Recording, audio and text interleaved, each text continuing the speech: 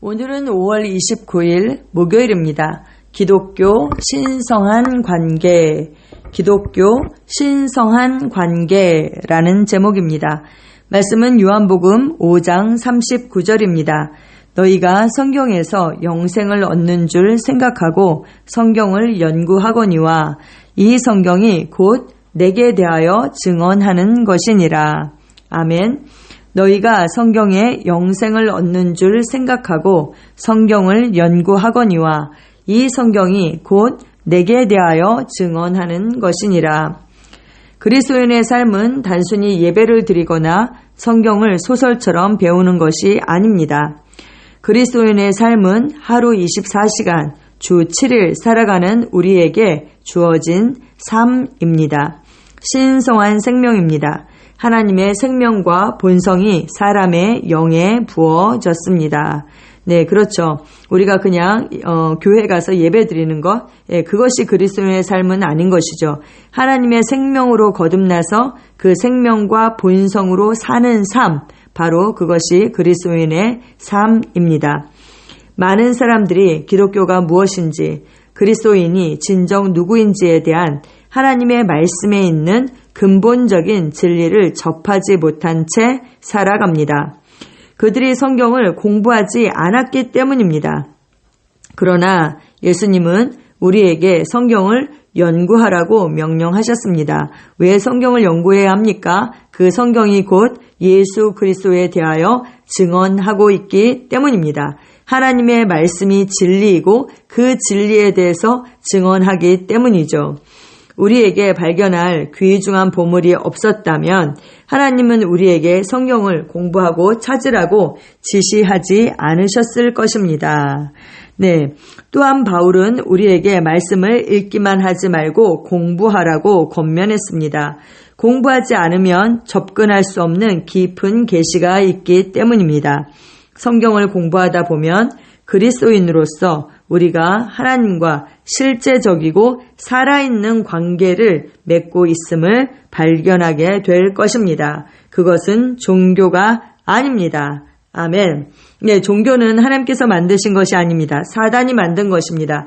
하나님은 우리에게 예수 그리스도를 통하여서 생명을 주시고 그 생명을 통하여서 아버지와 자녀가 되게 하셨죠. 그 하나님 아버지와 자녀와의 관계, 바로 그것이 기독교인 것입니다.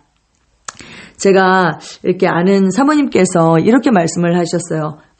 하나님의 말씀이 생명이구나. 그러면 내가 살려면 이 하나님의 말씀을 먹고 이 말씀을 취하고 말씀을 행해야 하는구나. 이것을 깨달으셨습니다. 그리고 이분이 성경을 연구하기 시작하신 거예요. 하나님의 말씀을 묵상하기 시작했는데 이렇게 표현하셨어요. 말씀 안에 보화가 가득하더라. 그런데 이 보화를 캐내는데 그렇게 어렵지 않고 정말 호미질 3번만 하면 그 보화들을 캐낼 수 있더라. 이렇게 표현을 하셨습니다. 네, 그렇습니다. 하나님께서 거기에 보물이 없었다면 우리에게 그것을 공부하고 찾으라고 말씀하지 않으셨겠죠. 그 안에는 온갖 금은 보화가 가득합니다. 그래서 우리가 말씀을 읽고 공부하고 묵상함으로 그것을 캐내어야 하는 것이죠. 그런데 만약에 또 깊이 연구해야 될 것들이 있죠. 깊이 연구하면 어떻게 돼요? 더 깊은 계시가 그 안에 숨겨져 있겠죠. 네, 그렇습니다. 우리는 하나님의 말씀을 생명으로 여기고 그 말씀을 먹는 또 묵상하는 그러한 자들입니다.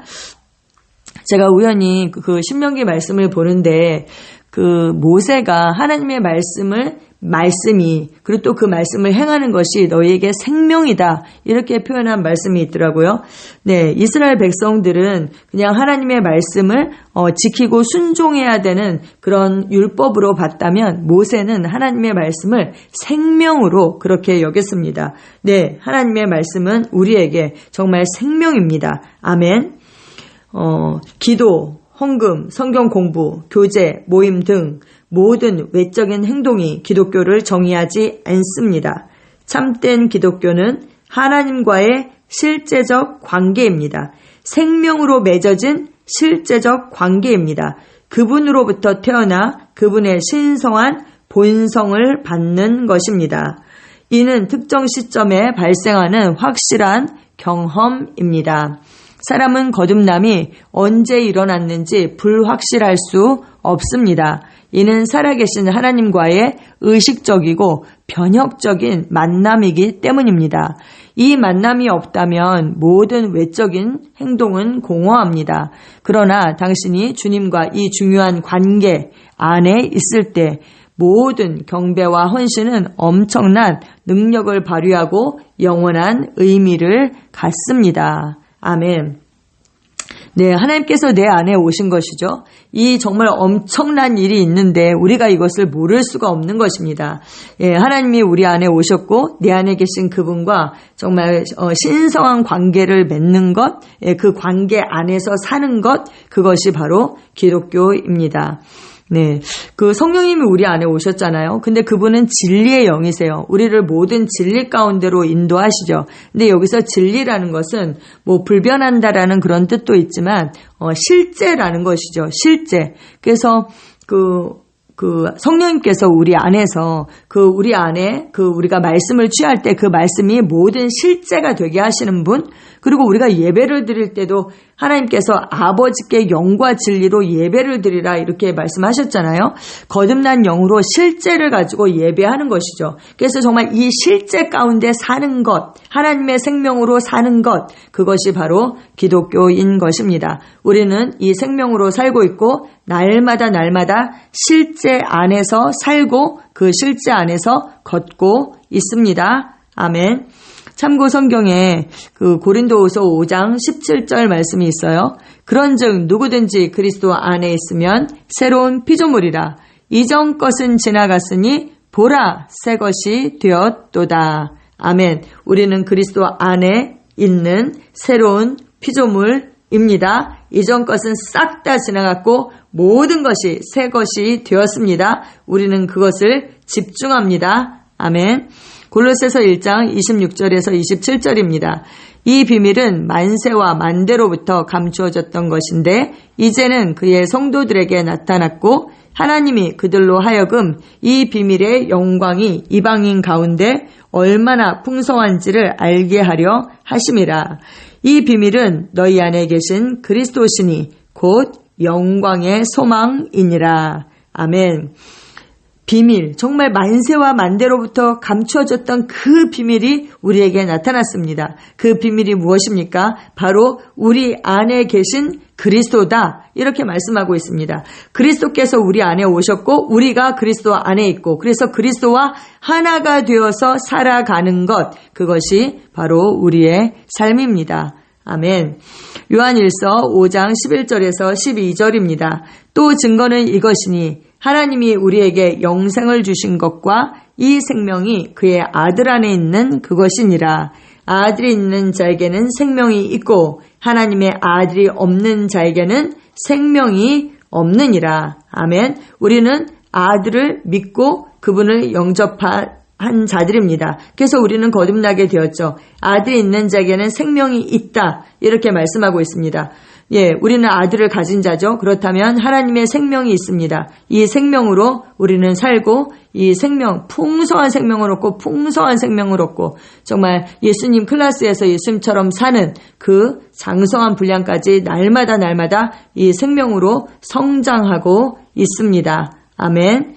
베드로후서 1장 4절입니다. 이로써 그 보배롭고 지극히 큰 약속을 우리에게 주사 이 약속으로 말미암아 너희가 정욕 때문에 세상에서 썩어질 것을 피하여 신성한 성품에 참여하는 자가 되게 하려 하셨느니라. 아멘. 우리는 하나님의 그 신기한 능력으로 하나님의 생명과 경건에 속한 모든 것을 받았고 또 하나님의 그 신성한 성품에 divine nature에 하나님의 그 본성에 참여하는 자가 되었습니다. 아멘. 우리는 이 생명으로 자라나서 그 본성을 나타내는 삶, 그 삶을 삽니다. 함께 기도하시겠습니다. 사랑하는 아버지, 나를 하나님과 실제적이고 진짜이고 구체적이고 살아있는 관계로 인도해 주셔서 감사합니다. 나는 하나님으로부터 태어났고 하나님의 영으로 충만하며 하나님과의 하나됨의 실제 안에서 매일 걷고 나의 신성한 본성을 인식하고 나의 세상에 하나님의 사랑, 지혜, 능력을 나타냅니다. 이 진리를 알고 진리 안에 살 수 있는 특권에 감사드립니다. 예수 이름으로 기도합니다. 아멘.